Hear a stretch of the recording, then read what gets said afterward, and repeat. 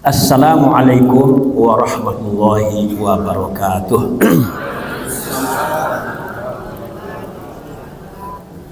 Cuma ada perkembangan gini. Deko umur boleh lah, lumayan lah. Lah panuh kapal 7. Dahulu taruhlah 30 tahun yang lalu ke belakang.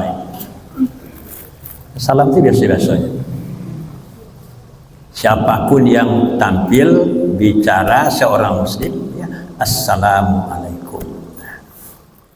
Nah, belakang bertambah Bismillahirrahmanirrahim. Assalamualaikum.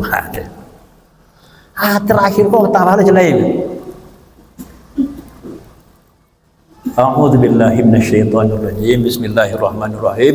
Assalamualaikum. Itu perkembangan ini. Cuma tidak adil. Cuma tidak adilnya. Yang mengucapkan pakai bismillah, yang menjawab pakai bismillah. Tidak adil.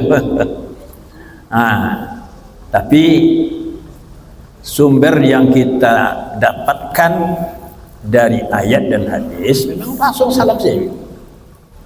Ya, urusan basmalah urusan pribadi. Ya, urusan pribadi dengan Allah. Tapi kalau komunikasi, Assalamualaikum warahmatullahi wabarakatuh. Barangkali boleh ngomong ya. Iya. Itu dengan membaca. Iya, itu mah dijaharkan kepada umum.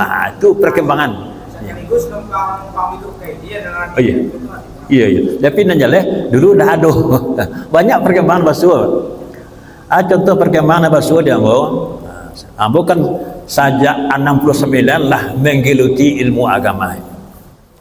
Ya, perkembangan basuh dia boleh.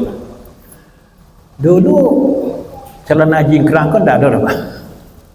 Paling tidak di Sumatera Barat.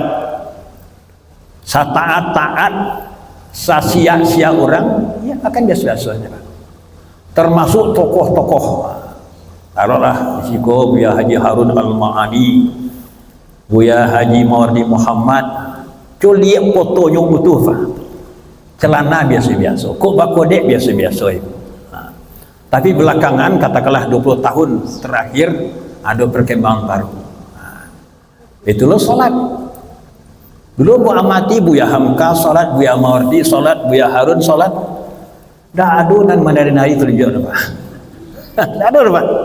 Sia-sia salim-alim orang dulu, dan basuh dia buah di Gunung Buya Haji Zainal Abidin Gunung. Tawali Buya Haji Mawardi Muhammad di Kauman Buya Harun Al-Ma'ani. Itu ambil ikuti soal. Beliau tetap imam Jumat di Masjid Raya Jihad. Bu amati itu. Tapi belakangan mulai ada perkembangan. Itu kan salah satu pemahaman penafsiran. Baik ibu-ibu apa beradir,